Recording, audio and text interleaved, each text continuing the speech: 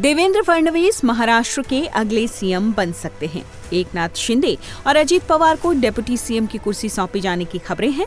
हालांकि इसका आधिकारिक ऐलान अभी बाकी है। देवेंद्र फडणवीस सीएम पद के सबसे मजबूत दावेदार भी माने जा रहे हैं। चलिए देखते हैं क्यों बने देवेंद्र फडणवीस इस पद के लिए पहली पसंद। देवेंद्र फडणवीस संघ के सबसे करीबी।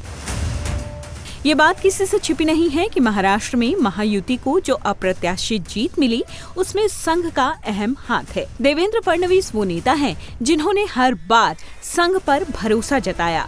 जब लोकसभा चुनाव के बाद संघ और बीजेपी में नोक झोंक बढ़ गई, तब फडणवीस ने न तो आरएसएस पर कोई हमला किया, न ही उनकी तरफ से कोई टीका टिप्पणी की गई। तो संघ की पहली पसंद भी देवेंद्र फडणवीस थे।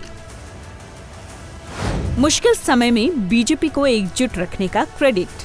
2019 के विधानसभा चुनाव के बाद देवेंद्र फडणवीस के लिए कई चुनौतियां खड़ी हो गई। बहुमत तो उनके गठबंधन को मिला, लेकिन उद्धव ठाकरे के अलग होने की वजह से सरकार महाविकास अघाड़ी की बन गई। कहा ऐसा गया कि उस सियासी हलचल की वजह से बीजेपी में भी दो फाड़ हो सकती थी।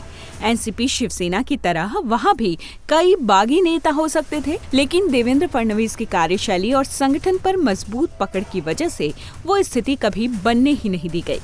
पूरी पार्टी महाराष्ट्र में एकजुट दिखाई दी। ऐसे में उन्हें सियासी इनाम मिलना लाजमी है। फडणवीस के पास सरकार चलाने का अनुभव।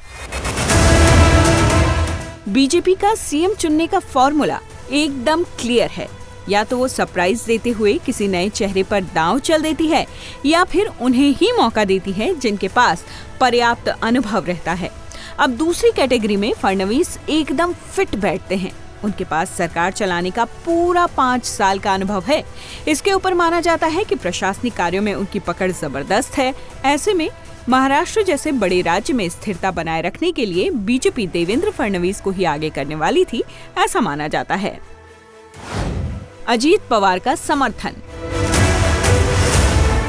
महाराष्ट्र के चुनावी नतीजों के बाद ऐसा कहा गया था कि सीएम रेस की वजह से महायुति में बिखराव हो सकता है, लेकिन हैरानी इस बात की रही कि एनसीपी ने सामने से आकर देवेंद्र फडणवीस के नाम पर समर्थन जता दिया।